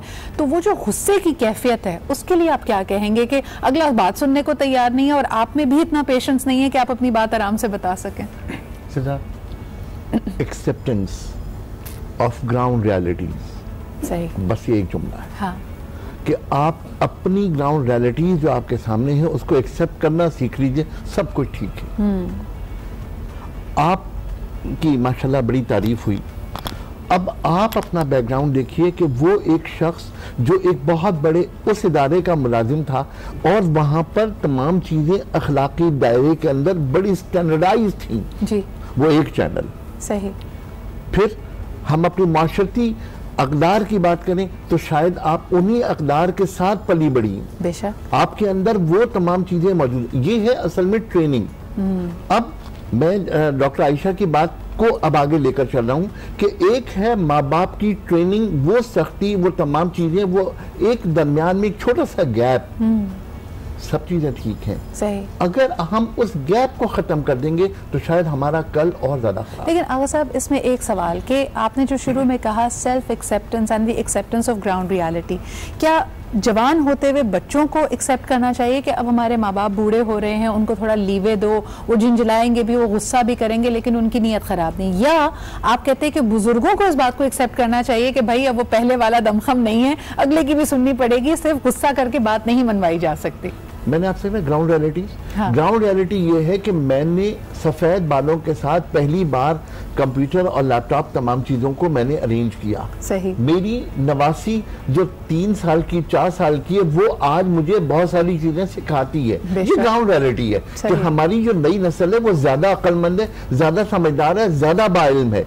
हाँ, उसको पॉजिटिव रखने की जरूरत है। इसलिए कि अगर आप एक सवाल डालते हैं गूगल पर तो आपको 336 जवाब मिलते हैं। लेकिन सबसे ज्यादा तकलीफ का बायस जो बुजुर्गों के लिए बात बनती है वो तवक्कुआत होती हैं। यानी आपने तवक्को लगा ली है कि एक तो जिंदगी सर्व की, बच्चों के लिए बहुत सारी छोटी बड़ी माँ बाप कुर्बानियाँ देते हैं, और अक्सर ऐसी होती हैं जिनका बच्चों को पता भी नहीं होता, और वो उम्मीद करते हैं कि जब हम बूढ़े हो जाएं तो ये बच्चे हमारा ख्याल भी रखेंगे, हमारी कही बात को मानेंगे भी। जब वो रिस्पॉन्स नहीं मिलता तो बुजुर्गों के लिए बहुत तकलीफ होता है। एक और कॉलर हमारे साथ हैं, उनसे बात करते हैं। हेलो जी, अस्सलाम वालेकुम। हेलो, अस्सलाम वालेकुम। वालेकुम अस्सलाम। कौन साहिबा, कहाँ से बात कर रही हैं? सायरा शाकिर, लाहौर से बात कर रही हूँ। जी सायरा, बहुत खूबसूरत टॉपिक है आपका, बहुत ही जबरदस्त और बहुत वजाहत है इसमें, जितनी बात की जाए कम है, और इतने अच्छे अच्छे आपने मेहमान बुलाए हुए हैं। एक रिक्वेस्ट है बड़ी, बल्कि हाथ जोड़ के रिक्वेस्ट है, आप, मैं खुद औरत हूँ, आप औरत हैं, तो मेरा ख्याल है इसमें से तो इसी मौजू पे रह जाएं तो बहुत काफी है। हम कल्चर की, अखलाक की, अपनी रिवायात की बात करते हैं, तो मुझे भी आपकी तरह अपनी रिवायात से, अपने कल्चर से बहुत मोहब्बत है। तो हमारे यहाँ एक मसला है कि हम जो चीज दूसरों से एक्सपेक्ट करते हैं वो हम खुद तो करते नहीं है। तो एक छोटी सी रिक्वेस्ट है तमाम खवातीन से कि हमारा कल्चर जो है उसमें दुपट्टा भी एक बहुत खूबसूरत रिवायत है। हम अपने बड़ों को जब घर में एंटर होता देखते थे, और आज भी तो हम सबसे पहले अपना दुपट्टा ढूंढते थे, ये दुपट्टा ओढ़ लें, ताकि इसको मैं मजहब से नहीं जोड़ती हूँ, तो वेरी फ्रैंक, मजहब हर किसी का अपना पर्सनल मामला है, ये हमारी रिवायत है। हम अगर दुपट्टा उस वक्त ढूंढते थे कि बुजुर्ग सामने बड़े आ रहे हैं, तो आज हम देखें हम दूसरों से एक्सपेक्ट करते हैं और हमारे खवातीन के दुपट्टे बिल्कुल गायब हैं। और पता है क्या मैं क्या फील करती हूँ? जब मैं खवातीन को बिल्कुल दुपट्टे के बगैर देखती हूँ तो फौरन मेरे माइंड में आता है, वो कभी कभी शायद आपने भी देखा हो कि वो एक घूमी हुई गाय नहीं होती, सड़कों में चल रही होती, जिसका कोई वाली वारिस नहीं होता, और मुझे, मैं उसको उससे मुशाबत देती हूँ। बहुत बहुत शुक्रिया आपके कॉल करने का। लेकिन देखें, हम यहाँ पे जो बात कर रहे हैं वो रवैयों के लचक की बात कर रहे हैं, और आप मौजू से बिल्कुल हट गई थी, लेकिन बहरहाल फिर भी हम बात करेंगे इस बारे में। तब्दीली आ रही है और हम अपने माशरे में हर तरह का शख्स देखते हैं।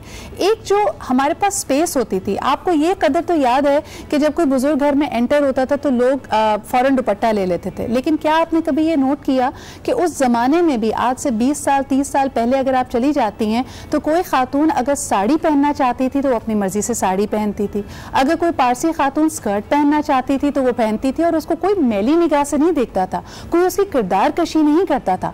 इतनी हमारे जहनों में और हमारी नजर में वुसअत होती थी कि दूसरे को उसका हक देते थे। आज हम जजमेंटल हो गए, फलाने ने दुपट्टा नहीं पहना, जरूर कोई बड़ी आवारा जहनियत का शख्स होगा। I mean, this is where we need to actually give space to everybody, and that is the whole purpose of having this conversation. कि पहले जमाने में शायद बड़ी बड़ी कॉन्वर्जेशंस नहीं थी, सोशल मीडिया नहीं था, लेकिन ये नजर की वुसअत और दूसरे के लिए इखलाकियात मौजूद थी। आज हम दूसरे पे ताना कसने में और उंगली उठाने में बिल्कुल फर्क महसूस नहीं करते, और शायद इसको अपना हक भी समझते हैं। इसके बारे में सोचिएगा जरूर। एक छोटा सा ब्रेक लेते हैं, विल बी राइट बैक।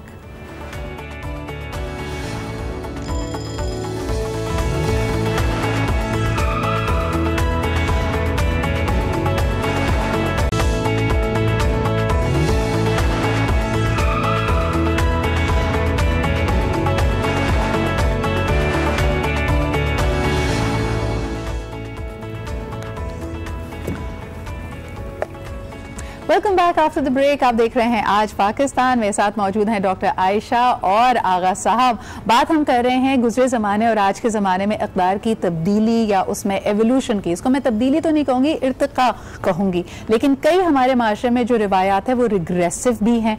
कुछ लोग इसको खुले दिल से, खुले जहन के साथ कबूल कर रहे हैं। मिसाल के तौर पर पहले कहा जाता था हमारे ख़ानदान में कभी किसी लड़की ने नौकरी नहीं की, या हमारे ख़ानदान में किसी लड़की ने आला तालीम के लिए मुल्क से कदम बाहर नहीं निकाला, तुमने डॉक्टर बनना है मुल्क में ही बन जाओ। डॉक्टर आयशा क्या कहेंगी? अब मेरे ख्याल में सिनेरियो इस तरह तब्दील हुआ है और कभी कभार बुजुर्ग हमें सरप्राइज कर देते हैं। यानी हो सकता है वालिदैन किसी बात पे मना कर रहे हो बच्चों को और दादा दादी नाना नानी साइड लेने लग जाते हैं कि नहीं बच्चा कह रहा है, और एक मिनट के लिए शशो पंच में पड़ जाते हैं वालिदैन कि भाई हमें तो यही कह के बड़ा किया था, आज अपने पोते या अपनी नवासी की बात आई है तो आप बिल्कुल बदल गए। तब आप क्या कहती हैं कि हो क्या रहा है? होता भी यही है कि माँ बाप की जरा सख्ती की नजर होती है, लेकिन घर में अगर ग्रैंड पेरेंट्स होते हैं तो वो जरा पोलाइट हो चुके होते हैं और वो थोड़ा जो पोता पोतियां होते हैं उनको एक एडवांटेज हासिल होता है कि उनको अपनी कोई बात मनवानी होती है तो वो दादा दादी के थ्रू या नाना नानी के थ्रू अपनी बात मनवा लेते हैं, और वो उस वक़्त उनको बड़ी एक ब्लेसिंग होती है। अगर आपके घर में कोई ऐसा बुजुर्ग मौजूद है तो मैं तो कहती हूँ कि वो खुशकिस्मती है। और जो लोग यहाँ पाकिस्तान में हैं, मैं तो समझती हूँ कि बाहर की कंट्री से ज़्यादा एक उनको अपॉर्चुनिटी और बेनिफिट हासिल है कि दादा दादी और नाना नानी एक नेमत है कि वो उनके आगे अपना ये केस रख सकते हैं और वो फिर उनकी सिफारिश पहुंचा देते हैं उनके पेरेंट्स तक।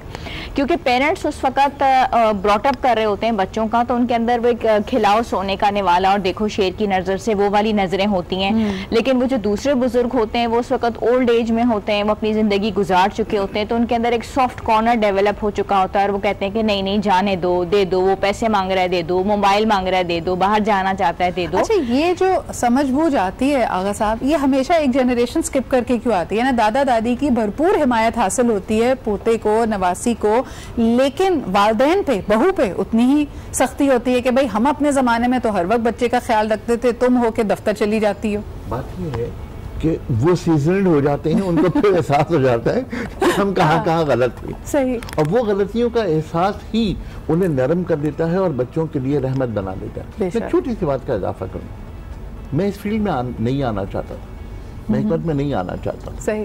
मेरे फादर ने मुझे मुझ पर पाबंदी लगा दी कि तुम्हें इसमें आना है। हमारे पास सिर्फ एक ही रास्ता था कि जाके नानी की गोद में लेट जाए, नानी ये मनवा दीजिए। नानी ने कहा बिल्कुल ठीक है, जो तुम कह रहे हो वही होगा। उसके बाद नानी ने एक कहानी सुनाई।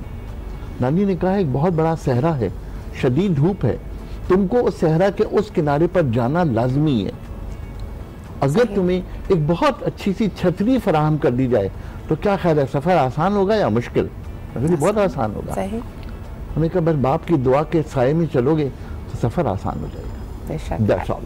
आई थिंक, और ये जो आगा साहब यहाँ पे बात कर रहे हैं ना, वो दोनों तरफ, ताली दोनों हाथों से बजती है, लचक भी दोनों तरफ दिखानी चाहिए, बच्चे की दिल की बात को भी समझ लें। अभी हाल ही में बल्कि चलते चलते मैंने देखा, मैं पहले नहीं देखी थी, हो मन जहाँ पाकिस्तानी मूवी मैंने देखी, और उसमें I really like the turning point जब पेरेंट्स ये एहसास करते हैं कि कभी कभार एक बहुत ही नेक, शरीफ, फर्माबरदार बच्चे पे भी उन्होंने इतना बोझ डाला कि वो बेचारा टूट के बिखर जाए। तो आई थिंक पेरेंट्स को और बुजुर्गों को भी इसकी थोड़ा सा कंपैशन वहाँ पे ज़रूरी है। एक और कॉलर हमारे साथ है, उनसे बात करते हैं। हेलो जी, अस्सलाम वालेकुम। वालेकुम अस्सलाम। कौन सा, आप कहाँ से बात कर रहे हैं? जी, मैं मोहम्मद वकास ने बात कर रहा हूँ। जी वकास जी, बिल्कुल फरमाइए। जी, मैंने सबसे पहले तो आगा साहब की खिदमत में एहतराम करता हूँ। वालेकुम अस्सलाम। जी, और उसके बाद ये आज आपका टॉपिक मुझे बहुत अच्छा लग रहा था क्योंकि मैं खुद एक नौजवान हूँ। जी, उसमें मतलब आज के लोगों में पहले के लोगों में फर्क थोड़ा ये है कि असल में ना आज जो हमारे जो वालिदैन हैं वो हमें सुबह नमाज के लिए नहीं उठाते ना। पहले ये होता था कि सुबह पहले हमारे जो मेरे वालिद साहब की रहमत फरमाए, तो सुबह पहले उठते उन्होंने यही कहना कि चलो भी उठो नमाज पढ़ो। सही।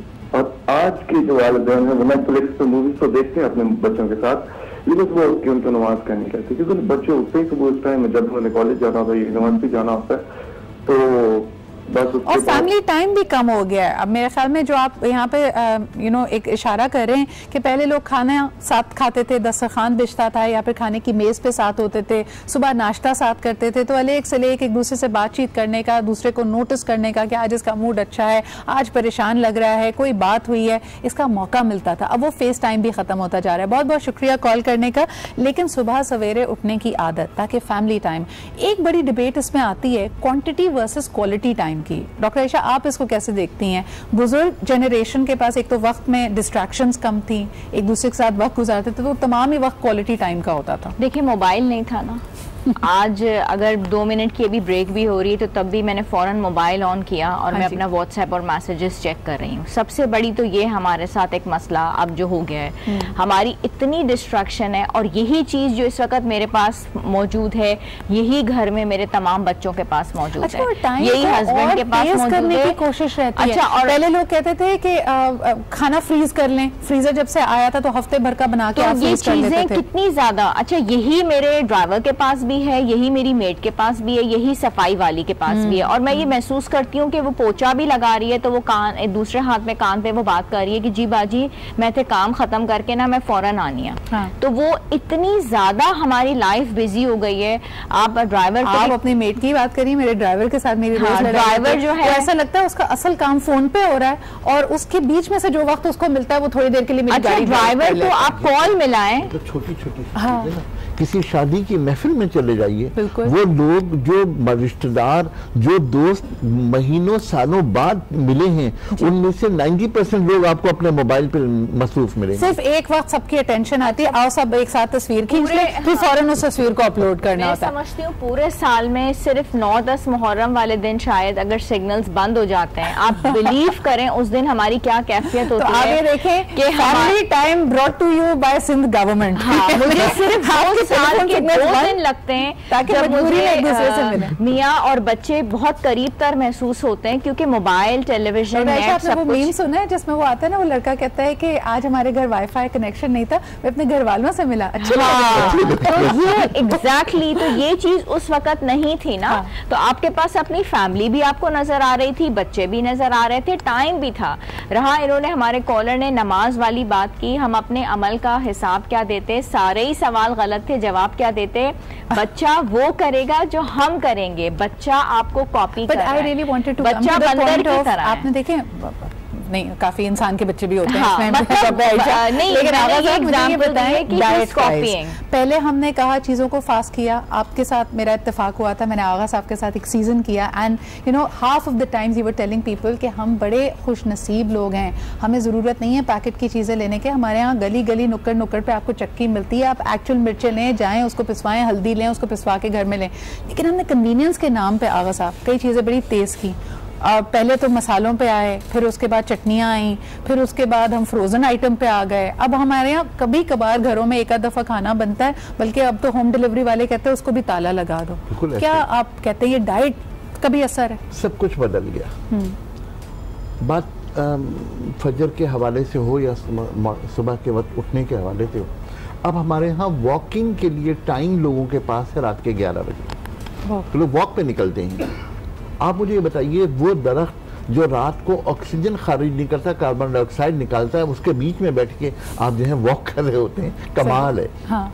वॉकिंग का टाइम जो है ना, वो हमेशा निकलते हुए सूरज के सामने है, इसलिए कि निकलते हुए सूरज की रोशनी आपके लिवर को साफ करती है और टॉक्सिन्स को निकालती है। ये एक बुनियादी बात। जहाँ तक माशरे की तब्दीली का ताल्लुक है, मेरा ख्याल है कि माशरा तब्दील हुआ है बाइक की वजह से। सिर्फ बाइक। ओए होए, अच्छा। ये वो कहते हैं पिन पॉइंट एक चीज, हाँ, वो बाइक है।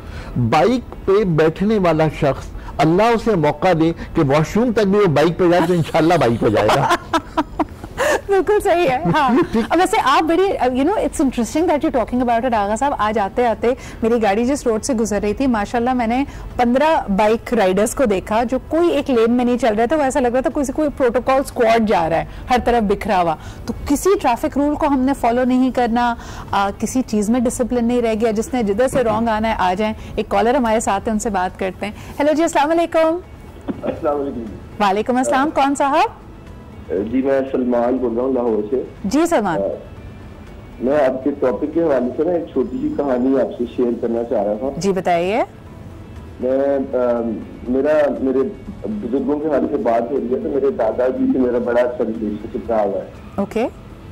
और मुझे याद है कि मेरे दादाजी की जब वफात हुई वो मेरे हाथों में हुई थी, और वो मुझे एक ही सक्सेस जिंदगी में, अगर तो मुझे लगती है मेरी जिंदगी में सक्सेस स्टोरी रही है तो वो दादाजी से रिलेशनशिप था जी।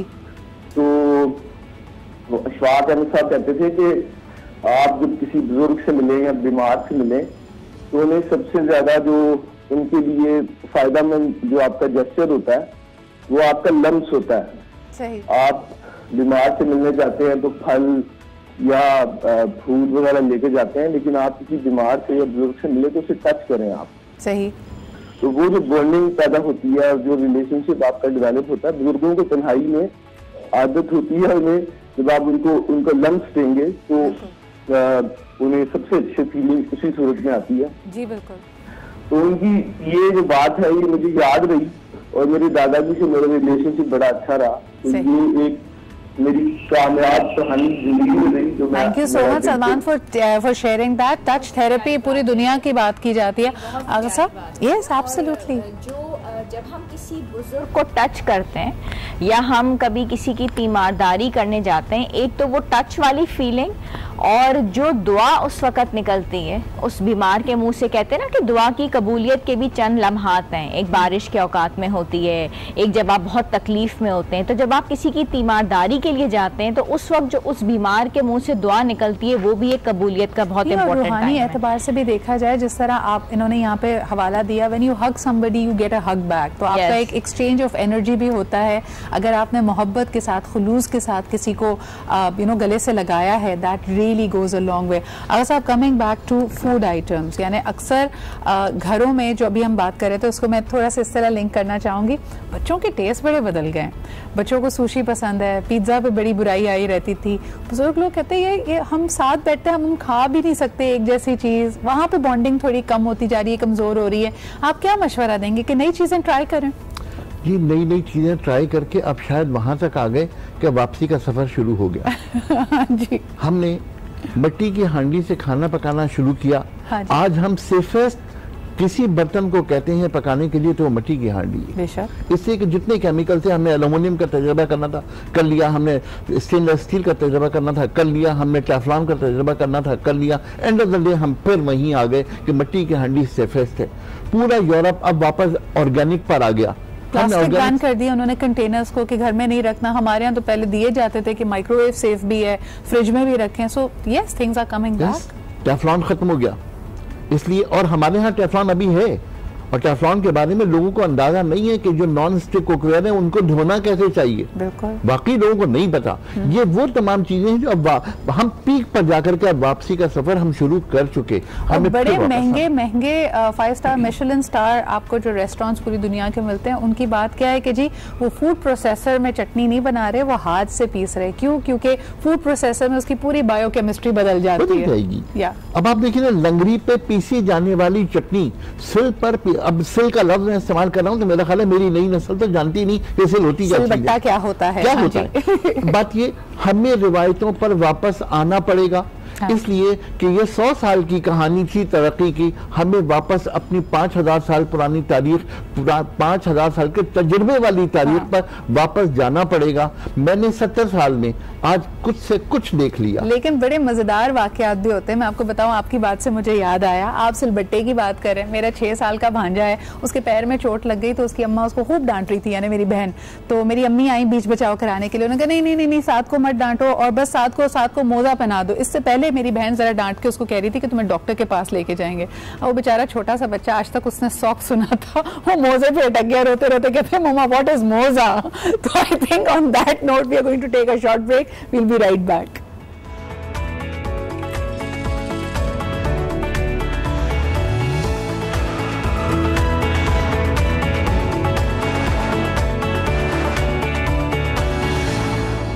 डॉलेंस और आप हमेशा का साथ। डॉलेंस लाया सुपर सेवर डिस्काउंट ऑफर। अब हासिल करें डॉलेंस के तमाम रेफ्रिजरेटर्स पर 15% तक का डिस्काउंट। क्योंकि डॉलन्स रिलायबल है।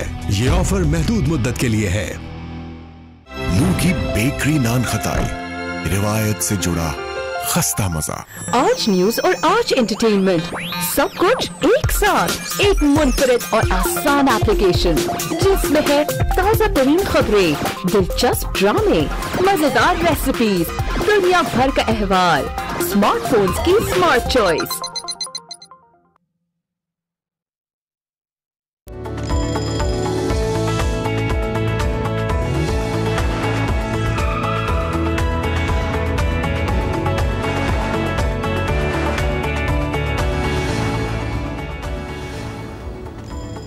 वेलकम बैक जी। आप देख रहे हैं आज पाकिस्तान। बात की जा रही है वक्त की तब्दीली का और उसमें ख़ास तौर पे जो हमारी बुज़ुर्ग नस्ल है वो किस तरह इन तब्दीलियों को, इन चेंजेस को लेके चल रही है। अगर साहब एक बड़ी अच्छी बात तो ये है कि तमाम ही बुज़ुर्ग अब व्हाट्सएप भी कर रहे हैं, अब उन्होंने सोशल मीडिया पे भी आ गए हैं और you know they are making an effort ताकि वो ज़माने के साथ चल सकें और बॉन्ड कर सकें अपने बच्चों और अपने पोते पोतियों के साथ भी।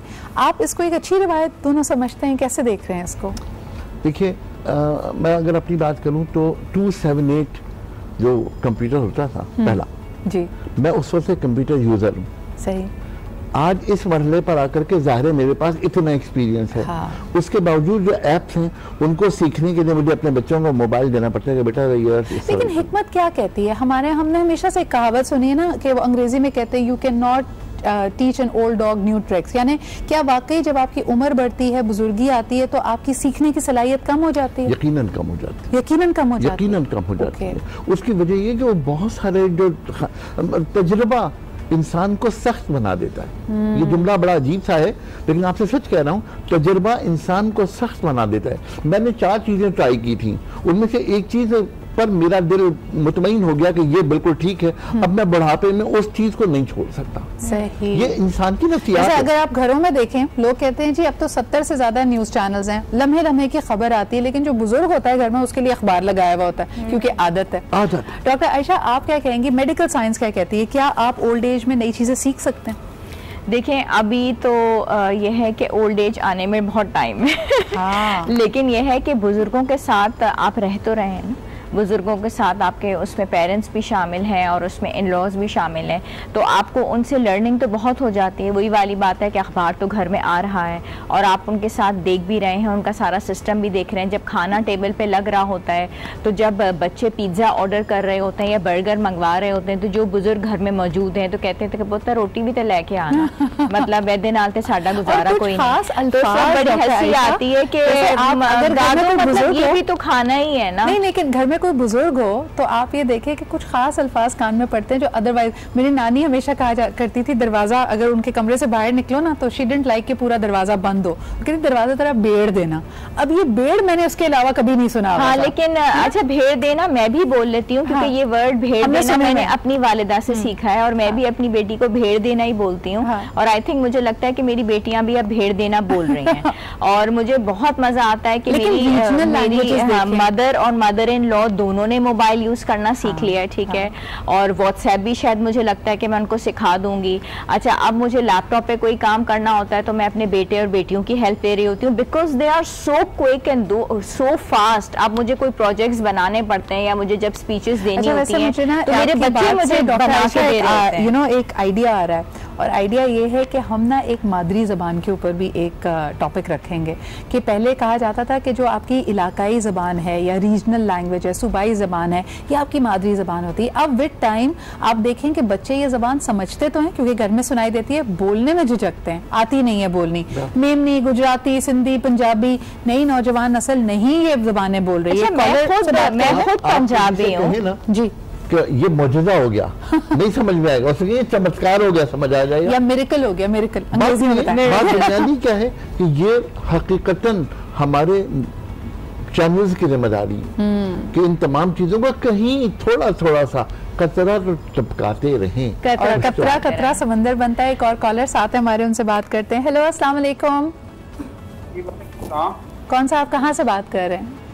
मैं मोहम्मद शबीर कसूर से बोल रहा हूँ सिद्रा जी। क्या कहेंगे शफीक साहब? शबीर जी जी, शबीर साहब फरमाइए।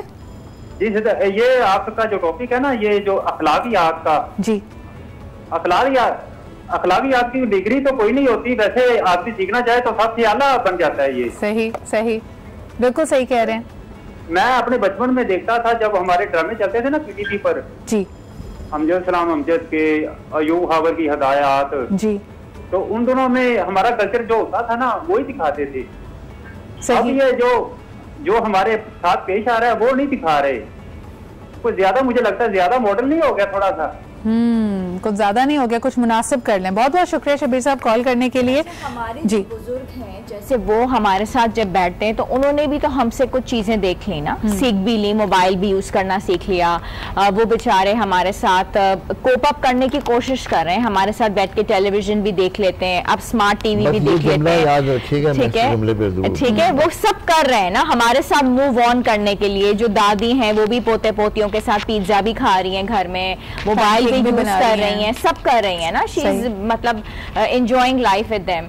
तो मैं ये कहना चाहती हूँ कि जब बुजुर्ग बेचारे हमारे साथ इतना कोऑपरेट कर रहे हैं और हमारे साथ मूव ऑन करने के लिए कितनी सारी चीजें सीख रहे हैं, तो अब इन्हीं बच्चों को जब मैं चाहती हूँ कि वो मेरे साथ अच्छी चीजें सीखें या मेरे साथ नमाज पढ़ें, तो मुझे भी सबको साथ लेके चलना है। तो चीजें ऐसे ही चलेंगी, कुछ बच्चे हमसे सीखें अच्छी चीजें और कुछ बुजुर्ग हमारे साथ चल रहे हैं। गाड़ी ऐसे ही चलती है जब आप सब मिल के चलें, लेकिन पॉजिटिविटी की तरफ। जो जुमला डॉक्टर आयशा ने पूरी गुफ्तगू की, इसमें जब इन्होंने 3 मरतबा अपनी इस गुफ्तगू में बुजुर्ग का नाम लिया तो 2 मरतबा बुजुर्ग बेचारे कहा। बस मैं यही कहना चाहता हूं कि आज के माशरे की कहानी ये है कि बुजुर्ग को हमने बेचारा बना दिया है, बुजुर्ग के तजुर्बे से फायदा उठाना छोड़ दिया है। जब आप बुजुर्ग के तजुर्बे को अपनी कसौटी पर कुछ चीजें, कुछ कतरे ले लीजिए, यही जिंदगी के मेराज है और यही जिंदगी के बुनियाद। वेरी नाइसली पुट, बहुत बहुत शुक्रिया आगा साहब, बहुत बहुत शुक्रिया डॉक्टर आयशा। आई थिंक ये जो बात कही है ना, बड़ा ज़बरदस्त तरीके से इसको समराइज कर दिया है। इस तरह समझने की इसको कोशिश कीजिए कि नौजवान जब कोई नौकरी लेने के लिए जानते हैं और आपके CV पे आपने लिखा होता है कि जी मुझे फलाना कंप्यूटर का सॉफ्टवेयर चलाना आता है, ये एप्लीकेशन भी अप्लाई करनी आती है, मैंने ये कोर्स भी किया हुआ है, और अगर कोई आपसे पलट के कहे कि फलाना कोर्स तो लेकिन आपको नहीं आता, तो आपको बड़ी झिझक महसूस होती है और आप कहते हैं कि भाई ये क्या बात हुई, मेरी तमाम तर जिंदगी अगर मैंने एक ये चीज़ नहीं की हुई तो क्या ज़ीरो हो गई। आप देखिए कि हम बुजुर्गों के साथ भी यही कर रहे हैं। ठीक है, उनको आज के नए हो सकता है टूल्स चलाने ना आते हो, लैपटॉप, सोशल मीडिया इस्तेमाल करना ना आता हो, और वो जिस फील्ड से वाबस्ता हो, मिसाल के तौर पर कोई बैंकिंग के शोबे से वाबस्ता रह के 30 साल बाद रिटायर हुआ है और आप कहें जी आज तो बैंकिंग का तरीका ही बदल गया है, तो उसकी ज़िंदगी का हासिल ज़रब 0 नहीं हो जाता। उसने ज़िंदगी में और भी बहुत कुछ सीखा है, लोगों के रवैये, इंटरपर्सनल स्किल्स, किस तरह चीज़ों को लेके चलना है, उन चीज़ों से आप फिर भी मुस्तफीद हो सकते हैं। इसी के साथ आज का प्रोग्राम अपने इख्तिताम को पहुंचता है। कल आपसे फिर मुलाकात होगी। खुदा हाफिज़।